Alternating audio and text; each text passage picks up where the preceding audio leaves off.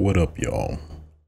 It's the one and only A Switch, aka who took the cheese from the basket with the food in it, aka I feel and I can't get up, but I'm gonna be alright though. Real cheese stuff. I don't. AKA why'd you put the butter in the refrigerator? All right, let me stop. Anyway, welcome to episode 5 of Switch's Sights. Back at it. Apologies for missing last week. Was trying to get some stuff figured out, hardware wise, more or less in terms of improving the quality of audio for podcasts going forward. So I ended up getting a mixer, so you know I could bleep myself like mother son of a. So you're welcome. Did you want that? Probably not, but it's okay. It's gonna be and don't give up. There's another feature of this mixer too. Like, I can copy myself, so I'm like, oh shit, oh shit, oh shit, oh shit, oh shit. I'm sorry, I'm like a little kid in a candy store. But anyway, let's get back. Let's focus up. Are you focused? I'm focused. Let's focus back, okay? Don't detract us from what we're trying to accomplish here, right? Okay.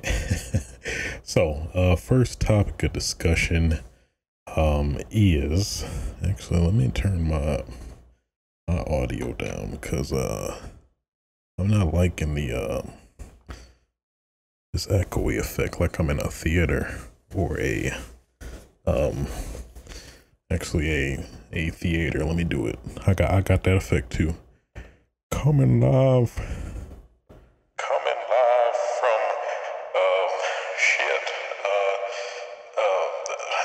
coming across the stage is Cindy.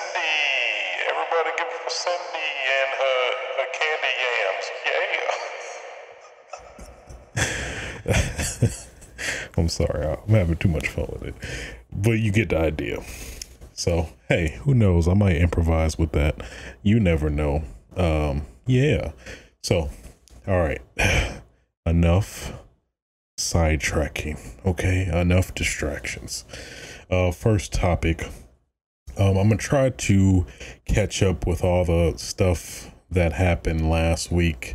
Gonna try to combine it together to, you know, kind of have a, I don't know, just a combined, I guess condensed, not even condensed, more like full experience. I'm not sure which to go with that, which way to go with that. But yes, you get the point. Okay. All right. Why do I gotta explain myself well? Because, you know, you are the audience. Duh. Okay. So first topic of discussion, Sonic movie. Good God.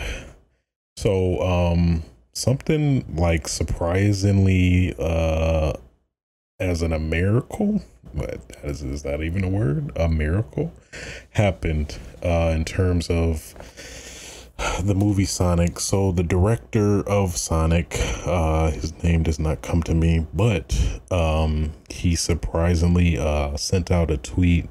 I am gonna strictly paraphrase, but basically along the lines of like, we hear you, we're going to make changes to Sonic, don't worry, gotta fix it fast. That's specifically the one hashtag he left.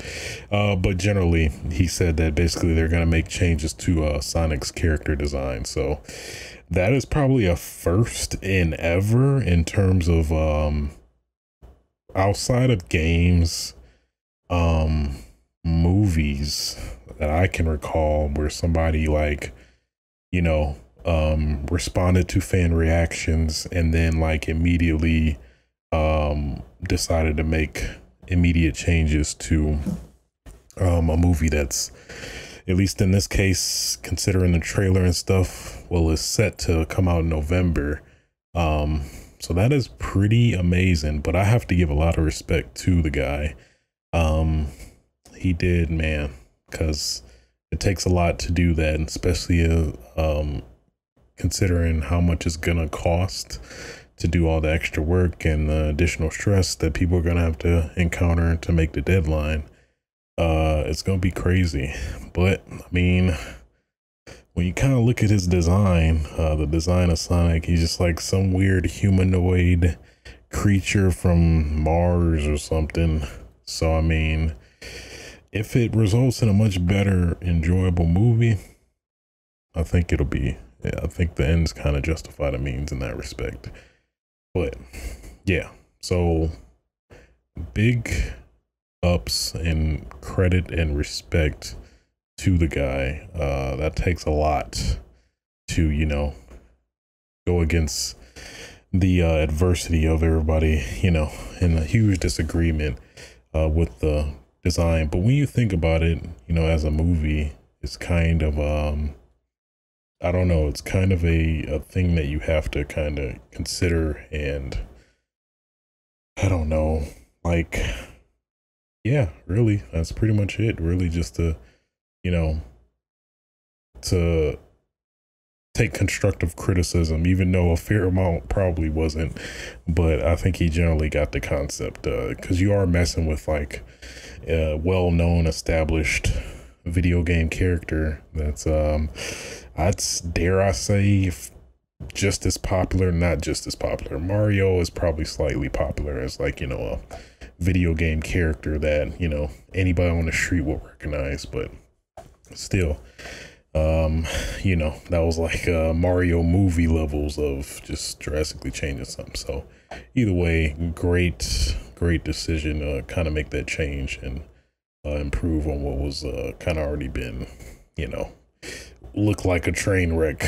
Maybe a good train wreck. We don't know that yet until November, or who knows, if their plate is a little bigger than they thought, might, you know, get pushed back to a later date. But I'd say overall it's a good decision, you know, to result in a much better movie all around. So next topic of discussion. So last week, Sony had their State of Play, which is basically, at least how I see it, as their equivalent to Nintendo's Direct, which are basically concise edited videos that showcase new and upcoming games coming out soon-ish or whatever. So this one was pretty short. I think it was like 10 to 15 minutes, I want to say, compared to the other one. I think it was a little bit longer, like under an hour or 40 minutes or something like that. But definitely worthwhile. So at least going by my memory, the State of Play started off with a PS4 logo startup, where, you know, the white stripe on the PS4 that's either blue or orange if it's in rest mode. It, you know, turned on white, like, hey, we're about to turn on and give you the State of Play. And then out of nowhere you hear the infamous, well, yeah, I'd say infamous Final Fantasy sound, particularly Final Fantasy 7. Now I'm maybe slightly biased, but the only Final Fantasy that I've legitimately played and beat multiple times too is Final Fantasy 7. So mind you, in terms of this discussion, I do have a pretty big bias towards Final Fantasy 7. Obviously I consider it one of the best Final Fantasies, but, you know, I technically haven't played all of them, so I can't legitimately at least say that. I've dabbled with some of the other Final Fantasies, you know, like playing the demo for Final Fantasy 15 and stuff like that. I have Final Fantasy 15 and a couple of other Final Fantasies, but I've yet to play them because they're a huge time commitment that gonna be really hard to commit to. But I digress. So that's what the State of Play started with. Couple of throwaway games that, like, I didn't necessarily care about. It was an interesting I forgot what the title of the game was called, but you started as a I don't even know what you call it, like a Linux. It looked like a rodent, but it had a tail on it. It looked like the cousin of a skunk, but I'm trying my best to describe it. But it reminded me a lot of Tokyo Jungle for the PS3, where it's like you're basically, your main character is an animal, and at least in the trailer for that game, you had to like basically survive and defeat other enemies that are I'm assuming below your chain of predatorium. That's not even a word, but I'll make it one. So that was okay, but the two biggest standouts in terms of the game announcements is, of course, good God, actually no, I'm gonna switch it out. I was gonna start with the one game, but I'll start with the first one that obviously stuck out to me. Monster Hunter World Iceborne. So Monster Hunter World, resounding success overall in terms of, I think it's technically one of the best selling overall Monster Hunters, especially in the West. I'm pretty certain that did well here, because in general, Monster Hunter World, Monster Hunter series in general, hasn't really caught on as much before Monster Hunter World. I think it just did okay sales, but not like anything astounding or notable. But this title, I think, actually is the flagship of Capcom sales overall, in terms of like one of their strongest selling games now, which is kind of crazy when you think about it, because Monster Hunter has always been kind of a pretty niche game, having a pretty steep learning curve in terms of getting the mechanics of games, and of how you should play the game. Very forgiving in a lot of aspects in terms of just difficulty, remembering to keep your items, and just a lot of quality of life deficiencies that Monster Hunter World has kind of been known for, where it's just like arduous unnecessarily, just to be arduous, at least from the character or the game design. But now with Monster Hunter World, that's basically resolved a lot of that. A lot of quality of life. That's probably at least the summary of Monster Hunter World to me, coming from the previous Monster Hunters. So, but man, a lot of good stuff from Monster Hunter World. The trailer specifically, you got this, it looked like the cousin of Duramboros, the one monster with his tail. Basically, it's like if a Duramboros and an antler just had nasty, just creature monster sex. That's just nasty. You get it.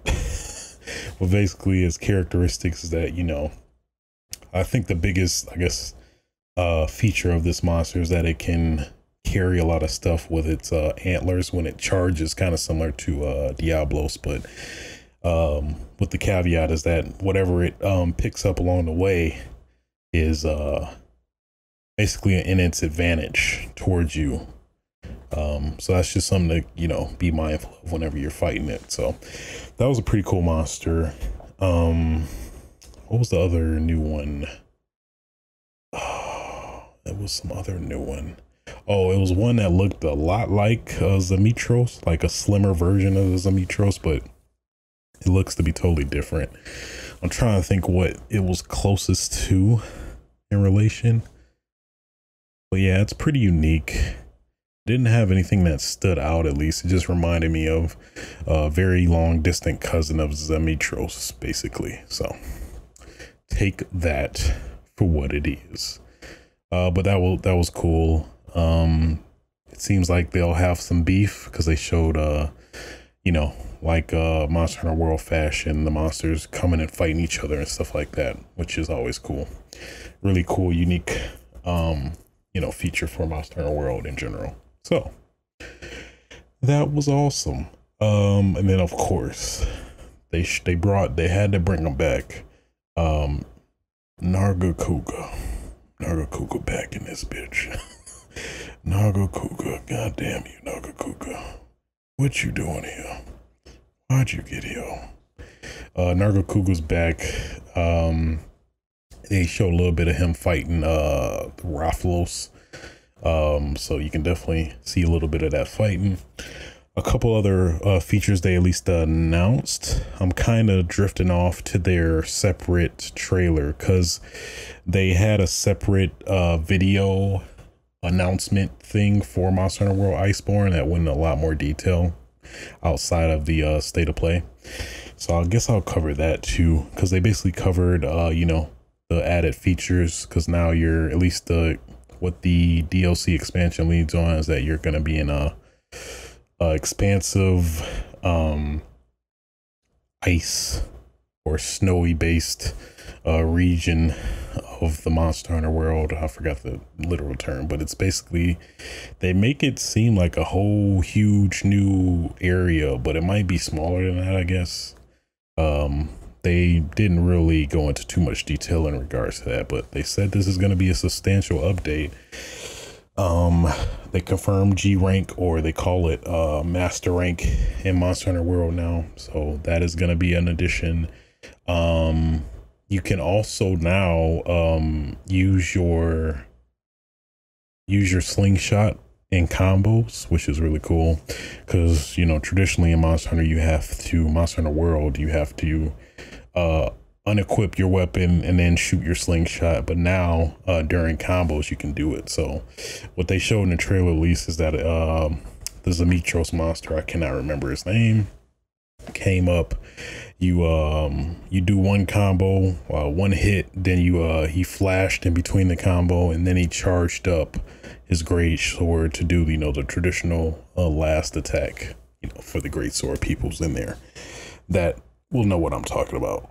I kind of drift between long sword and great sword, but yeah, that was pretty awesome, pretty dope. You can see they revamped some of the combos as well, it seemed like, I guess specifically in terms of implementing the slingshot, but nonetheless pretty cool overall. So that's at least kind of just the gist of what we got there, but all the less, just so great. Monster Hunter is back, baby, bigger than it ever was. So looking forward to that. They said it's going to be released in September 6th, I believe. That's pretty cool. Not too far out from here. It's going to be awesome. My God. So yeah, that was one aspect. I think they started off with Monster Hunter World. Then later on, you know, they showed a couple of games. None that really stood out to me personally. But man, what they ended with was more than worth it. Oh yeah, actually one that kind of stood out, now that I'm recalling, is Alien versus Predator, or Predator game, my bad, where it's basically seems to be like the same format as the Friday the 13th games, where, you know, you're Jason and you have to face a couple other, you know, not NPCs, but real players. So kind of like a 6-on-1-ish or 5-on-1-ish, asymmetrical, I believe is the official term for it. Multiplayer game. We'll see how that turns out. I'm a little we'll see. But yeah, outside of that, good God, Final Fantasy, yeah, I can't even say it, it's so epic. Final Fantasy 7, they did it. Nobody was expecting it out of nowhere. Here you go, Final Fantasy 7 trailer. So they showed Final Fantasy 7, and it's great. It's great. They did a lot of improvement in terms of the graphics. The UI looks way more cleaner, more tight. It confirmed a lot of things when you analyze the trailer. Now you can actually, it seemed hinted that you could switch characters and control them, which you can. It seems like going by the UI by just swapping with L2, R2. So that's pretty awesome. Man, yeah, you see Cloud, you see him interacting with Aerith. You got Barret in there. I guess it wouldn't be the gaming community without, you know, outrage backlash. So apparently, I don't even know if I feel like I shouldn't really acknowledge this, but nonetheless, I'll go ahead and acknowledge it either way. So apparently there's some outcry over Barrett's voice acting being portrayed specifically in the US version. So a lot of people, well, I can't even say a lot of people, but basically it was an article on Kotaku at least acknowledging it. So I guess it's maybe some notable credence, but so apparently there's just some outcry off of 2 lines, mind you, of Barrett basically saying a few lines. I forgot what he said. He says something along the lines of, "If you need me, I got you right here," or something like that. I've totally butchered what he said, but something along those lines. "If you need a hand, I'm gonna be here for you, man," or something like that. So basically, I guess people are highly criticizing the delivery of his lines, which is just stupid. Like, can he at least have like 5 lines of dialogue before we start, you know, shooting guns, throwing racist cards everywhere? But I digress. But so basically, yes, that apparently people find it to be overly racist in terms of his dialogue and or delivery of the lines. I'd have to disagree. I don't know. I didn't get a racist vibe. "Oh, hey, I'm the black man. Yes, sir, master. We's gonna go to Midgard." I didn't really get that at all. But apparently that's what people impressions are. I mean, when you think about it in terms of the US version specifically, you know, I probably played and beat the game in my lifetime maybe 2-3 times, and probably the impressions that I've gotten from, you know, Barrett as a character in terms of the reference point they're using for Final Fantasy 7 Remake is that, you know, he's obnoxious, comedic relief, rude in some points, I guess, cussing all the time, whatever. You know, in his dialogue he'd be like, oh, this some bull. I hate this some bull, goddamn man, this shit. Nope, I forgot to bleep. I forgot to bleep myself, but you get the point. That was a lot of his dialogue is just, you know, cussing, you know, iconography, if you will, dialogue that, you know, insinuates that he's cussing in some scenarios or whatever. I think it's fine. Mind you, from 2 lines of dialogue, that's not a lot to go off of. We don't know if he could change and, you know, be a much more reserved character or not as, I guess, you know, similar to his original counterpart. But I don't know. I think people need to relax on that until we at least get some more to go off of, and then we can start throwing racist cards and stuff like that. People comparing him to Robert Downey Jr. from Black Lightning, Rolling Thunder. I think Rolling Thunder, the movie. I personally think he sounds more like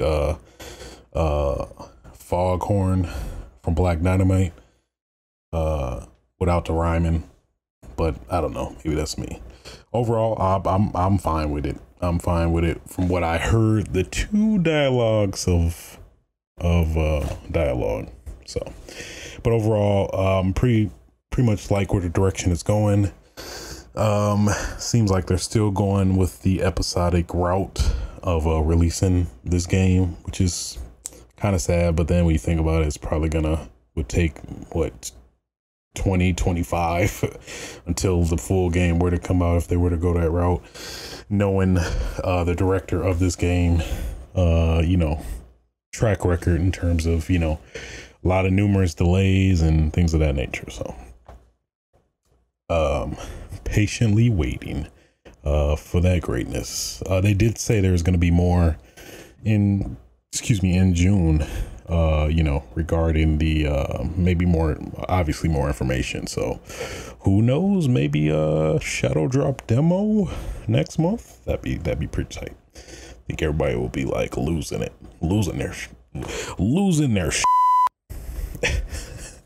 oh, I love this. I love it so much. Okay. So yeah, so kind of rewinding back, just a quick thing, just want to note, bring attention to. So last week, I believe Capcom provided their financials, and they did mention that Capcom, or a lot of their IPs that they did release within this year, are doing swell and great. So Resident Evil 2 Remake did really good. Monster Hunter World is probably the strongest out of their lineup.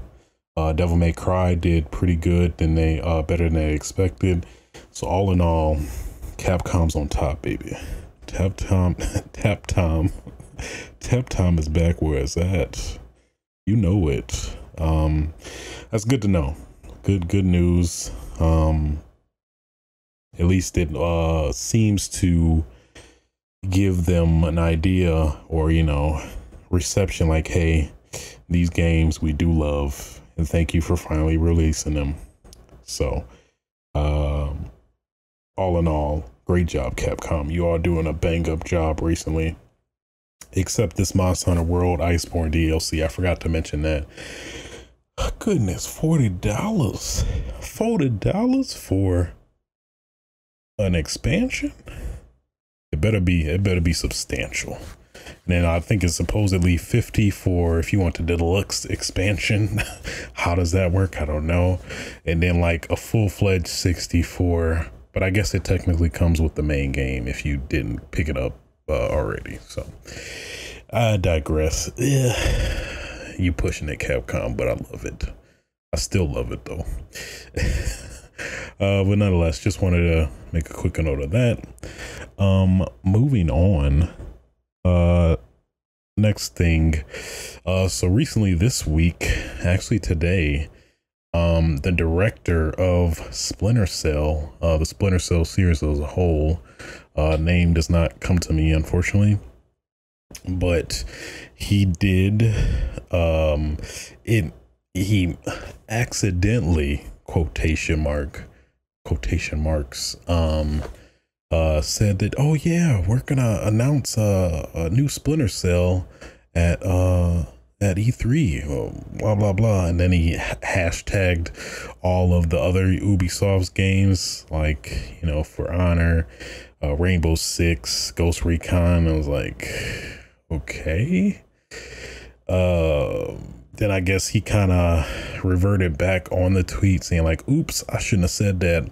He looked kind of like, you know, he was off that happy juice, if you know what I mean. But I don't believe it. I think seemed pretty intentionally unintentional, if you catch my drift. You know, sans a marketing, a premeditated marketing stunt, in my opinion. But all in all, even though as much as I disagree or wasn't really a fan of how it was leaked, supposedly, quotation marks, at least it's good news to confirm that at least we will be seeing a Splinter Cell at this year's E3. So that's good. Splinter Cell is long overdue for a new release for sure. And then, you know, with Michael Ironside's work on Ghost Recon Wildlands, in terms of his little cameo, it's pretty safe to say that Michael Ironside is going to come back. Wasn't a fan of the voice actor that was in Blacklist, that took Sam Fisher's role. So always good. That was a huge mistake. That's Michael Ironside is Sam Fisher. I refuse to believe anything less. Okay. That was the same thing they did with you know, Kiefer Sutherland, and good God, it's just something so jarring and distracting from somebody that, you know, is obviously just associated with a particular character, and to just drastically change them way deep into a game's tenor, mind you. You know, like, I guess it'd be one thing if they change it after the first game or something like that, where we don't have that association or, you know, I guess emotional attachment to a character that's been created. But still, I don't know. Either way, good to know that they Ubisoft more than likely is coming back to their senses and is bringing the rightful voice actor that is Sam Fisher back to the game. So yeah, very excited for the Splinter Cell. Where is it gonna go? Like, what is it gonna do? At least my guess is that, considering Metal Gear is kind of out of the, you know, picture for all we know, I would think that they would try to somewhat emulate Metal Gear to some extent. Maybe give this Splinter Cell more of a homage to Metal Gear, like they kind of hinted at somewhat in terms of the Ghost Recon Snake or Metal Gear Solid nod.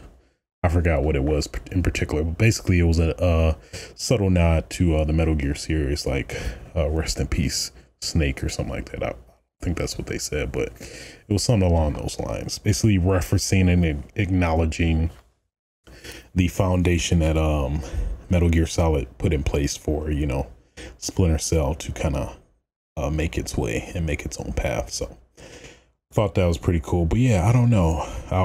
I did like the changes they made for Conviction and Blacklist, at least the two latest Splinter Cells. So I wouldn't be too adverse to them sticking with that motif in terms of, you know, doing the mark and execute system and you know, that whole dynamic. Yeah, I don't see them going back to basics, if you will, or going back to their, you know, earlier games in terms of their mechanics. Or maybe they could and maybe flesh it out a little bit, or maybe do like a hybrid of both the newer Splinter Cells as well as the older versions. I could see a little bit of that. But I don't know. Considering the long amount of time between the games, I could see them more likely yeah, kind of trying to do an homage to Metal Gear in a lot of ways. That's at least my hunch, but we'll see ultimately when we get the announcement finally, because it's been like in this weird purgatory that people didn't know, like, is it coming out, or is it coming out sometime soon, or are people working on it, or whatever. It is good to have some confirmation now. So yeah, next. So I believe in an interview, Capcom basically expressed interest in making another DMC, and I'm sorry, I gotta put my my gamer elitist voice on. By another DMC, I mean Devil May Cry, made by Ninja Theory, not the original Devil May Cry. Gosh, noob. But so yeah, basically, considering, or I guess after, you know, Devil May Cry 5's apparent, I'd say success, I guess Capcom expressed that they are interested in making a continuation of that reboot of Devil May Cry. I wish they would just let it die. They could let it die. Personally, I'm a huge fan of the original line. I don't think the series needed to be rebooted at all, to be honest. But to Devil May Cry's credit, it was a decent reboot. I played it and beat it. I think I played the DLC actually too. It was okay. I I guess maybe part of my gripe with Devil May Cry is that just how they disrespected the original game.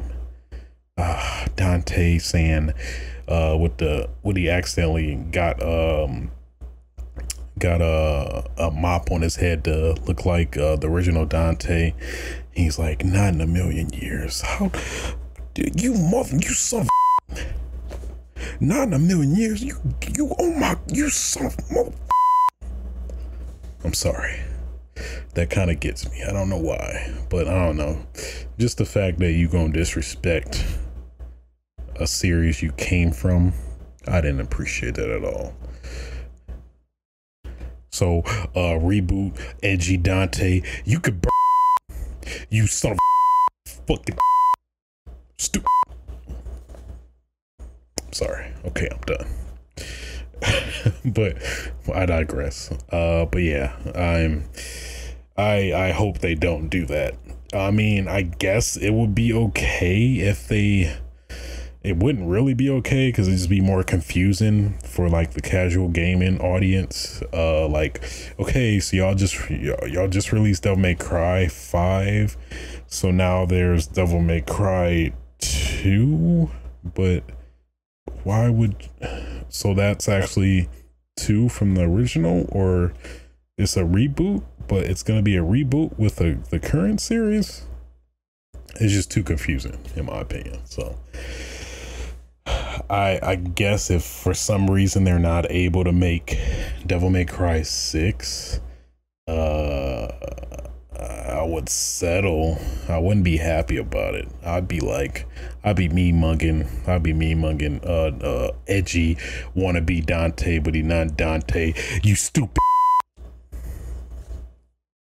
I'm sorry. I couldn't. I tried to contain it, but I couldn't. So that's how I feel about that. But I don't know. I hope they don't. I hope they don't. If it ain't broke, don't fix it.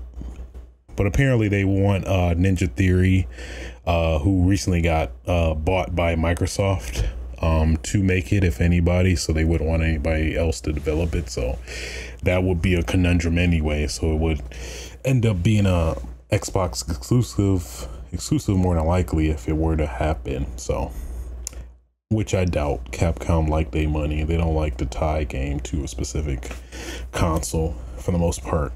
Maybe timed exclusives. They kind of dabbled with that with Dead Rising 3 and stuff, but I hope they don't. I don't like it. I don't like it compared to the original Devil May Cry series. So moving on. Outside of that, last week there was some news in terms of Tekken X Street Fighter. So the director of Tekken, Harada-san, he went on record to say that with the current success of Tekken 7 still, there aren't any plans to release a Tekken X Street Fighter anytime soon. So it's pretty amazing when you think about it, because like, man, Street Fighter X Tekken came out in like 2012-ish, I think. So man, for, you know, Capcom to let him sit on this series for that long, like what, 7 years, that's pretty cool. That's a lot of, you know, respect to Harada in terms of, you know, waiting you know, to release this whenever, if ever it does come out. But it is still in the works, so that's good to know that, you know, it's kind of like his emergency breaking glass game if, you know, all hell breaks loose or something like that. But I don't know, I feel like that's got to be the next Tekken game to come out. I would like Tekken Tag Tournament 3, but I think this is more likely to release, you know, considering. I'm very fascinated to see how they're gonna treat it or how it's gonna play, obviously.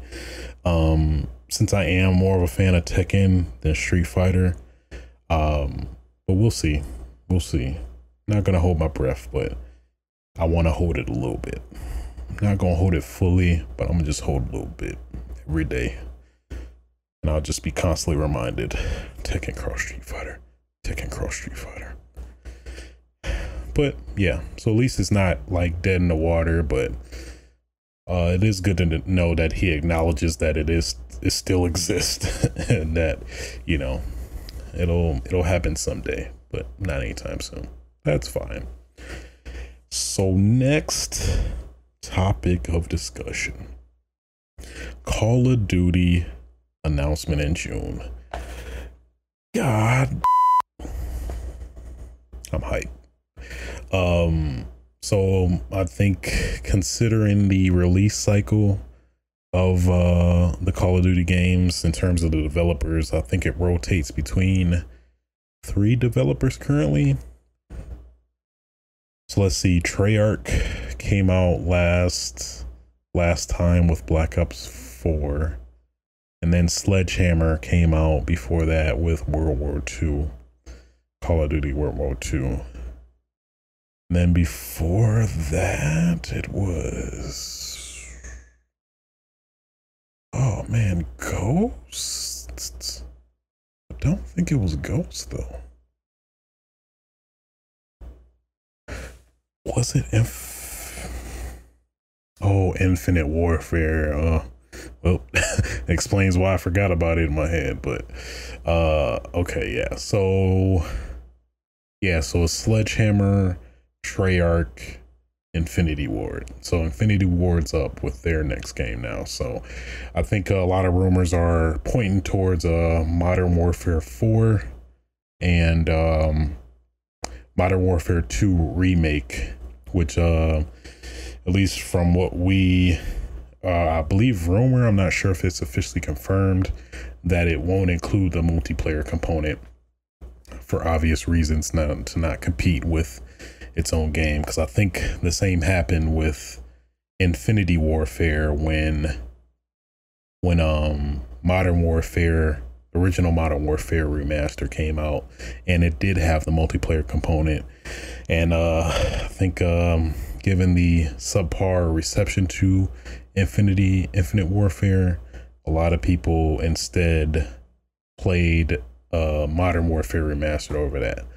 I don't know if that was kind of a preemptive or intentional decision, knowing that maybe like our game is a little, I don't know, maybe a little sucky. I don't know if a lot of people might like it. It was okay, but yeah, it wasn't anything I was going to play consistently. I don't even think I prestiged in that one. Generally, my, I guess, meter of how much I like a Call of Duty is if I prestige or not. Generally, yeah, if I prestige, normally is a sign that I fairly enjoy the game. So lately I have not, other than Black Ops 4, this recent one I did prestige. So this one is really great, you know, with the blackout and all that good stuff, but thoroughly enjoying it. Very interested to see what they're gonna do with this one. I'm pretty sure it's gonna be boost to the ground now that they're kind of coming back and reverting from, you know, the air jumping and wall running and stuff from the, you know, Black Ops 3 and previous. So I'm very interested to see what this one's gonna be like, and I'm dreading how much it's gonna cost, because good God, Activision like to be sucking that money out of you. They're gonna have you get the bundle with the game, probably. Like, you can't even play Modern Warfare 2 Remastered without buying the game like they did with Infinite Warfare, where you can only play Modern Warfare Remastered if you bought Infinite Warfare, until like man, it was like at least 6 months or so before they released it separately, where you can purchase it separately. Might have been even longer than that if I recall, but I could definitely see that happen, and they do not want to, you know, lose out on money in terms of them not purchasing their latest Modern Warfare or, you know, Call of Duty over, you know, purchasing the remastered version of Modern Warfare over Call of Duty 4, which I don't know. With this one, I think a lot of people actually would want to play both. You know, considering the Modern Warfare series as a whole has probably been the best, I don't know, selling, but probably one of the best Modern Warfares that generally put, you know, multiplayer on the map, and specifically going by the name alone. Black Ops, I think, is probably right behind it, if not equal, but still, I don't know.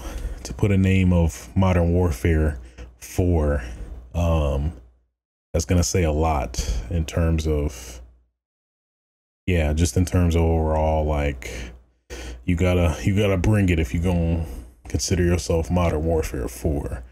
Modern Warfare 3 was okay. It was enjoyable. I didn't enjoy it as much as Modern Warfare 2, but it was right behind Modern Warfare 2 in terms of overall engagement and fun. Actually, you know what? I'd put Black Ops 2 in front of Black Ops 3, Modern Warfare 3, yeah. But of course, probably my personal favorite Call of Duty of all time is definitely hands down Modern Warfare 2. So man, if they actually go back on what they claimed, or what was highly rumored, I believe, I don't think it was confirmed yet, that they actually do include remastered multiplayer for Modern Warfare 2, would be all on that, and probably get disappointed because the netcode probably isn't as tight or as fun or as great as the original, which is good that Modern Warfare 2 is backwards compatible on the Xbox One, so that's at least a somewhat of a consolation if we don't get a remake of the multiplayer specifically. So all in all, definitely hyped for it. Looking forward to the announcement in June, see what they do differently, because it is always fascinating, like, to do, because even though it is a ain't broke don't fix it kind of deal with a Call of Duty, you still kind of have to balance that line of not deviating too much from the game. It's gonna be interesting to see what they actually do different this time compared to all the other Call of Duties. Like, you know, probably the biggest notable changes, like the pick 10 system, the classes, and the perks, or not even perks, the classes really. The characters with the kind of ultimate, like Overwatch. Yeah, those are really the big significant changes. So it's gonna be real interesting to see how they tackle this next one. Very fascinated to see what comes of it. Maybe more of the same, but, or heck, if it's just a love letter to just the Modern Warfare series, just has every map of Modern Warfare. I don't think they'd do that. They definitely hold some back for, you know, the inevitable map pack or map pack bundle or season pass bundle that you're gonna have to purchase in advance, or some humbo jumbo like that. Whatever. Nonetheless, excited either way. And so next topic of discussion, Netherrealm Studios, you know, the company that just released one of the biggest fighting games known to man, Mortal Kombat, apparently is having some very how do I say it, hostile, not necessarily hostile, I guess well,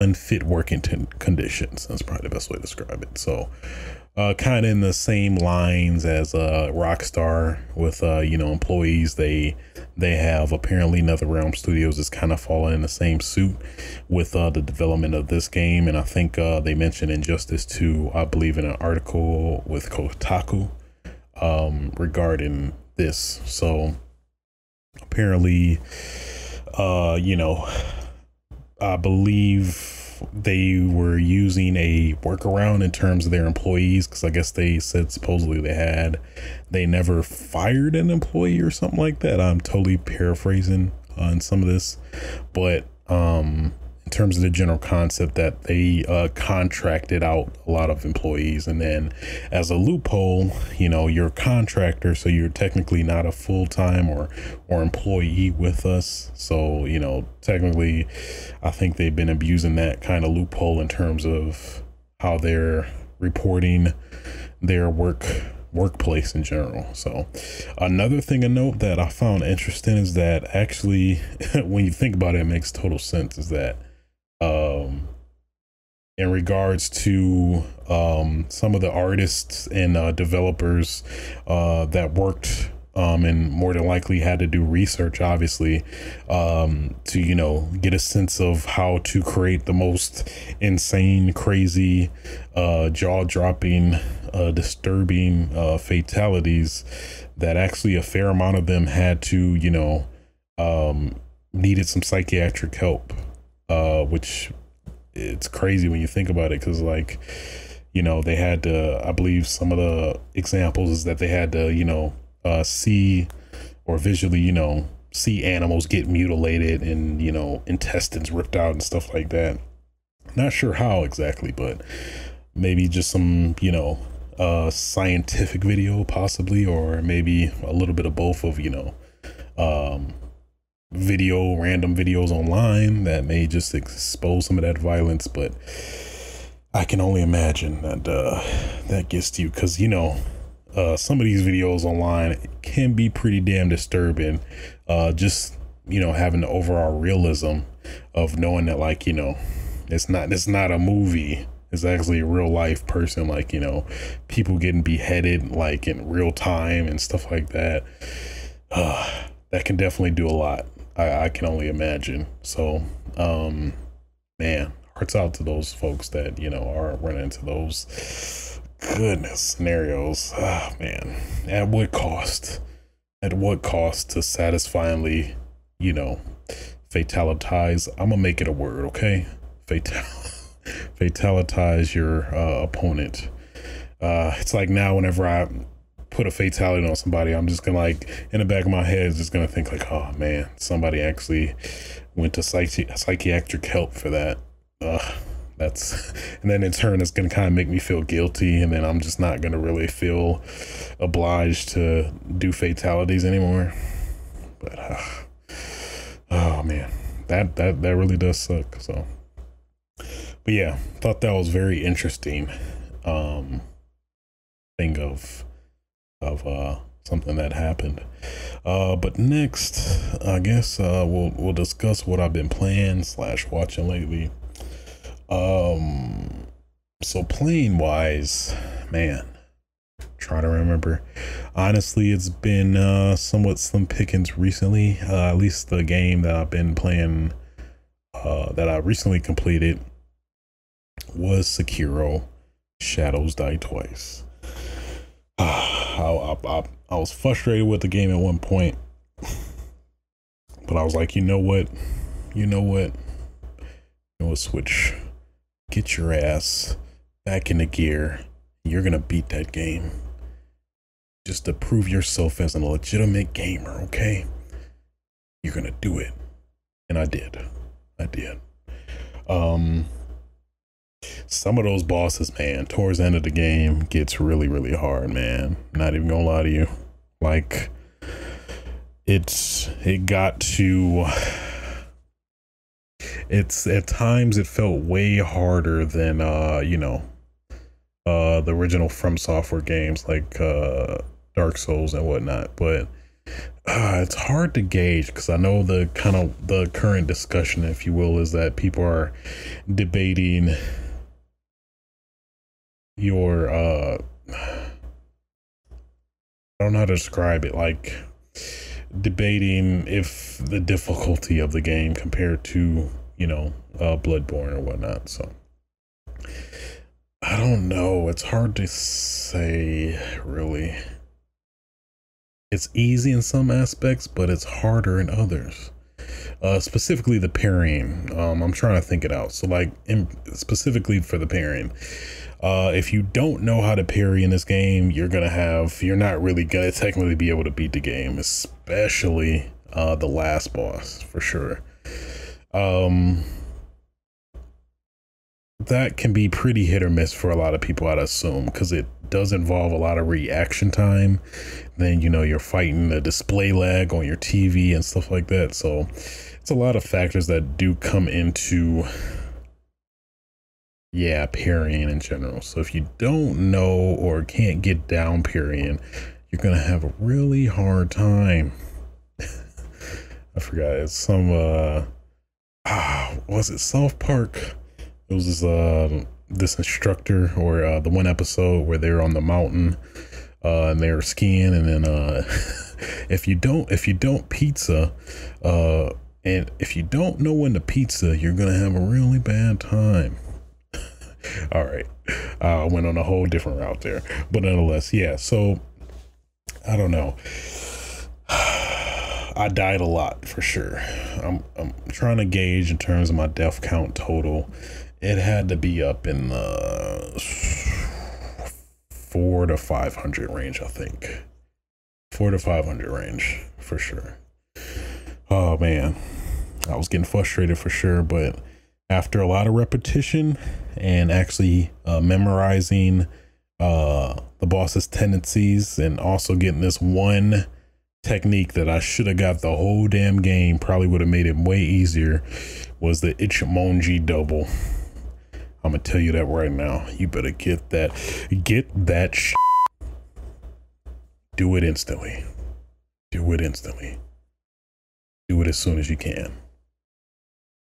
I think they patched it to nerf it a little bit, but it's still pretty damn good. That definitely helped me in a fair amount. But man, good God, that last boss, so damn tough. I'm not gonna spoil it for you, but whew. Also the second to last boss, but in general, I thoroughly enjoyed the game. I really liked the unique direction they took with, you know, an emphasis on parrying. I thought that was pretty enjoyable. And, you know, the feudal Japan, you know, kind of mythology. Overall, I had a pretty great experience. There were multiple endings, which I was like, I kind of want to do it. But then it was like, that's a lot of time I have to play again. And it's a point in the story where you can kind of deviate between the endings, which I should have totally save scummed, because if that was the case, I would have definitely went back and tried a different ending route. But because I saved past that, so I'm locked into a particular ending that I got obviously there. So I was like, I literally have to play the whole game again. And then the game supposedly gets even harder on top of that. And I'm like, I'm okay. I'm all right. I might come back at it at someday. But yeah, so outside of that, a little bit of For Honor. Actually been playing a fair amount of For Honor. I'm not even sure why I'm downplaying that. Getting my ass whooped trying to get learn Highlander Doma Glass, but getting my ass whooped endlessly. I started For Honor out and pretty much played For Honor all the way throughout as the Orochi mainly. I know. Oh God, Orochi. Oh, you such a bitch. Oh, shut up. Okay, you shut your. I like it. I like him. He's pretty much my backup now. If I feel like I'm sucking or I'm getting my ass whipped, then I revert to Orochi. But I don't know. I really do like how Highlander plays, and it's kind of his character design and having a huge ass sword. I'm kind of a sucker of big swords. I'm sorry. But yeah, so at least gaming wise, you know, with the usual Gears and Halo, it's been pretty much it, really. So next topic of discussion. Good God, at least since we're going off topic now, Game of Thrones episode 5, I believe, that aired this past Sunday. It's a fair amount of stuff that is wrong with this this episode. Man, I don't even know where to start, really. Like, from just the horrible writing, to be honest, this episode. Just in terms of the, at least getting an impression from the 5 episodes so far this season, it just seems like the main issues that they didn't have enough time to, you know, flesh out a lot of the storylines, which they honestly just should have had one more season to kind of iron things out, in my opinion. And I believe supposedly HBO offered the people that made Game of Thrones to actually do another season. Like, hey, well, are you sure? We'll pay you a lot, please. HBO Now is all we have to, you guys, please. HBO Now, we're nothing without you guys. But yeah, they could have used at least another season, in my opinion, to kind of flesh some of these storylines out, because a lot of it felt just abrupt and contrived, just rushed. It's like, oh well, we don't got this much time in a season, so we're gonna end it. Or even, on, if not that, just extend the episodes. Like, on average, every episode is like 1 hour and 30 minutes, which is, at least in terms of all the plot lines they still have open and stuff like that, could have led to a much more reasonable resolution for a fair amount of them, but including this episode. So mind you, Game of Thrones spoilers, obviously, but man, so I think I'm just going to touch on some of the points, specifically not Daenerys, but Cersei's death. Considering her character arc and the lineage of, you know, her family line, in terms of the series, she could have deserved a much more deserving death. Getting killed by some falling rocks, come on, Game of Thrones, don't do this. It better be a scene next episode of her getting killed by some damn, dragon, ripped a baby out her stomach or something. Come on, this is Game of Thrones. She deserves a much more brutal death, like all other characters that are evil and deserve to die and burn in hell.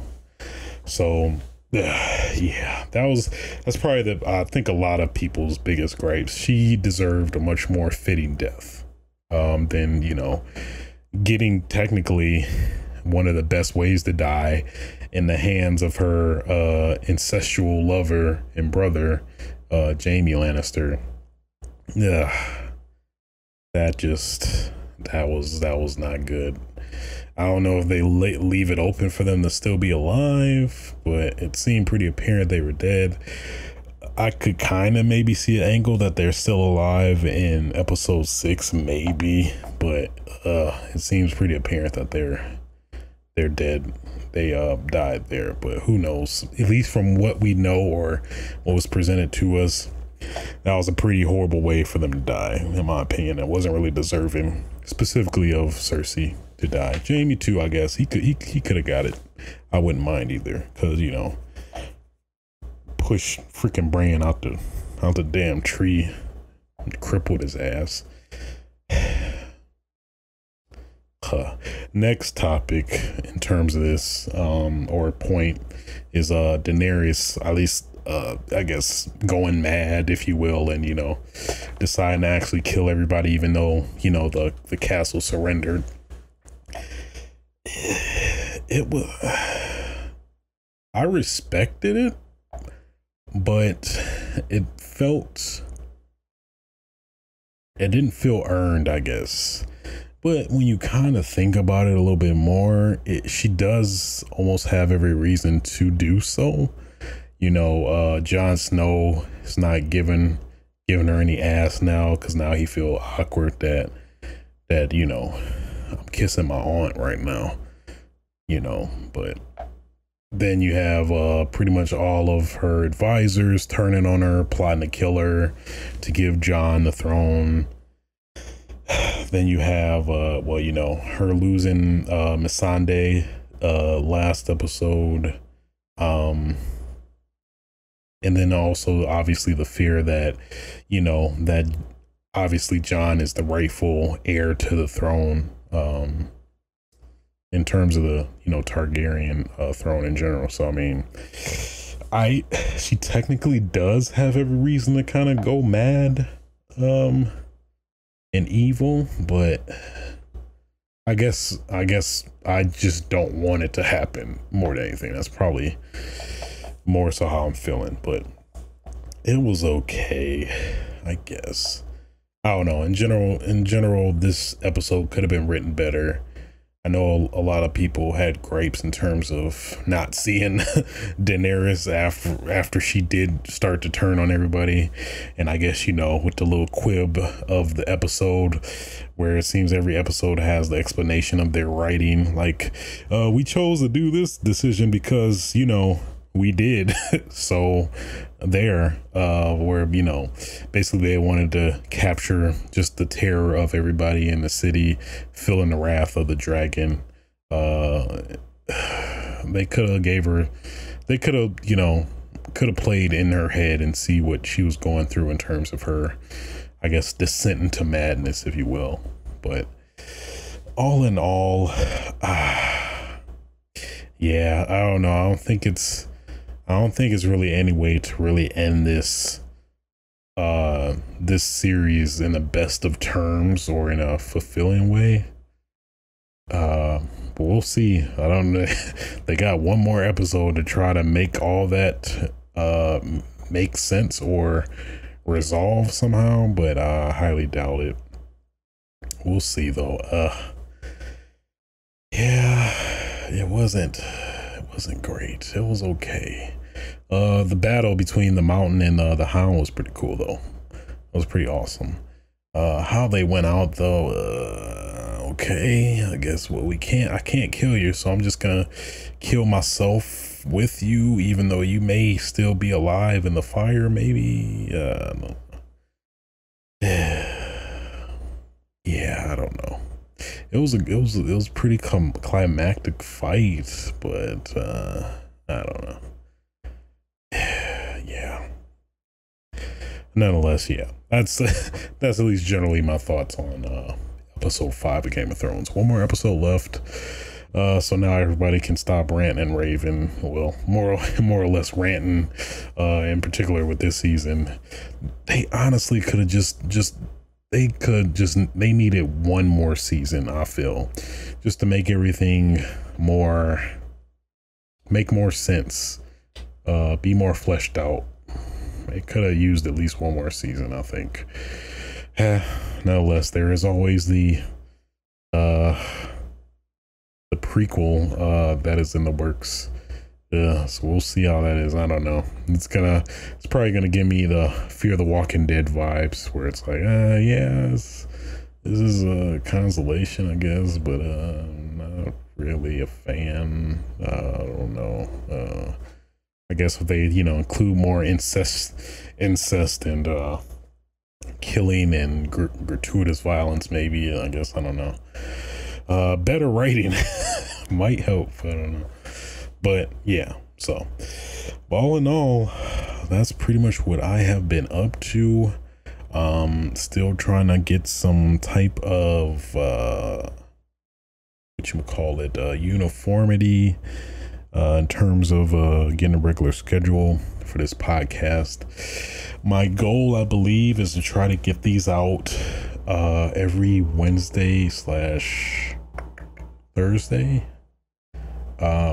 But we'll kind of get a gauge on that. I'll provide updates in corresponding episodes to kind of give you a better gist of that. But other than that, guys, that's gonna do it for me. Of course, you can catch me on Twitch TV/aswitch. I've been pretty dormant, but I plan to make yet another triumphant return from hiatus yet again for the not last, I'm not even gonna say that because I don't want to disappoint people next time. Also plan to put some work on my YouTube channel, start editing again, just finding the time. It feels like the older you get, just time just feels like it's going way quicker than you want, but I digress. Also can check me out on Patreon as well. Still putting some work into that at some point to get that going up in the ground in addition. So boy, my plate is a little full. I'm not hungry. Plate is a little full. Not that hungry yet. But until next time, guys. Oh yeah.